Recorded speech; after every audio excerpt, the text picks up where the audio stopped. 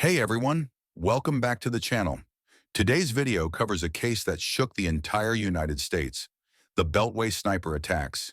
In the early 2000s, residents of Washington, D.C. and its surrounding suburbs lived in constant fear as a series of random shootings terrorized the area.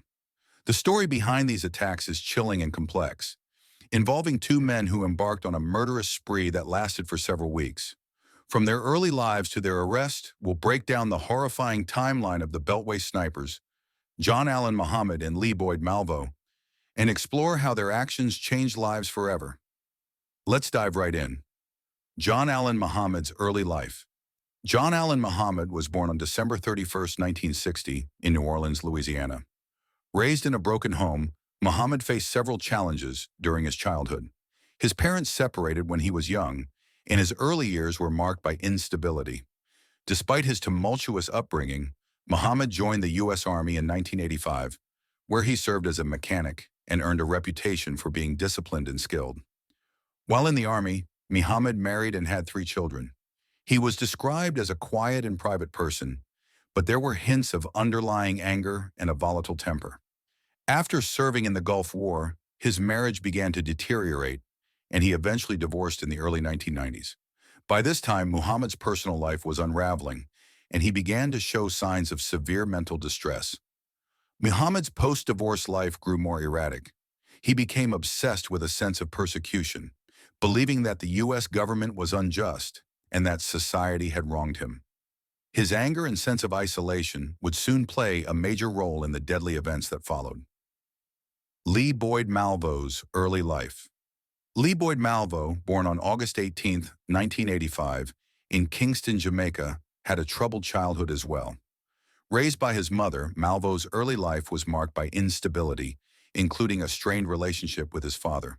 His mother, who struggled with various personal issues, moved Malvo and his family to the United States in the late 1990s.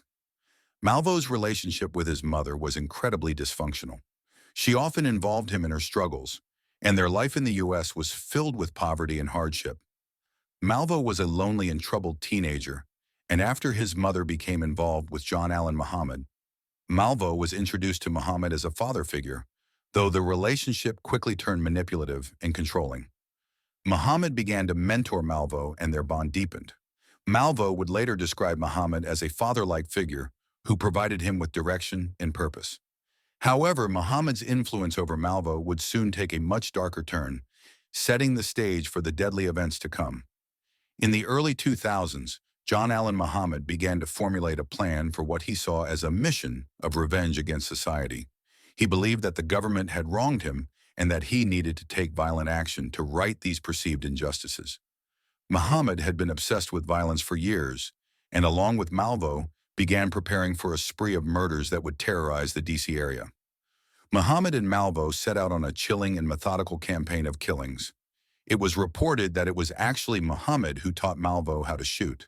The two would later carry out the shootings using a modified car, a Chevrolet Caprice, outfitted with a sniper's perch in the trunk.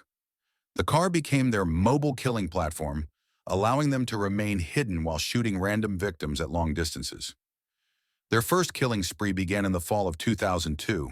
Starting on October 2nd, they launched their terror campaign, shooting people from a distance in seemingly random locations. The victims, most of whom were ordinary people going about their daily routines, had no idea they were in the crosshairs of a sniper. The shootings were terrifyingly efficient. The sniper pair would drive around the Washington, D.C. area, specifically in the suburbs of Maryland, Virginia, and D.C., waiting for the right target. They would shoot from the trunk of the car, using a rifle, and then quickly drive off. These attacks were carried out without warning and left the entire region paralyzed with fear. The first victim was James Martin, a 55-year-old landscaper, who was killed in Wheaton, Maryland, on October 2, 2002. Over the next 3 weeks, Muhammad and Malvo killed 10 people and wounded 3 others in what seemed to be a random spree of violence. The attacks were spread out across the D.C. area, and with no apparent pattern to the killings, it was difficult for law enforcement to predict when or where the next shooting would occur. The media dubbed the pair the Beltway Snipers, as the attacks occurred along the Beltway, a highway that circles Washington, D.C. The city was on edge and citizens were urged to stay indoors, stay vigilant, and be cautious when going about their day-to-day activities.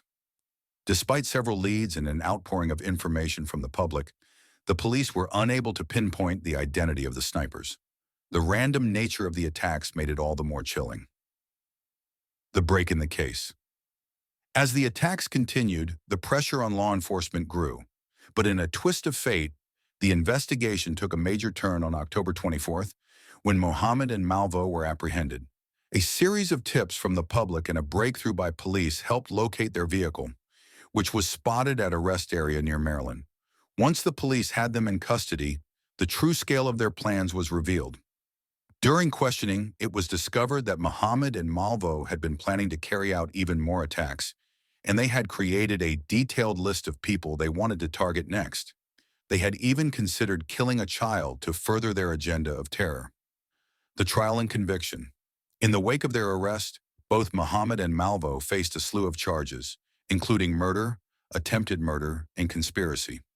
Mohammed was convicted of 6 murders, while Malvo, who was a juvenile at the time of the killings, faced different legal proceedings due to his age.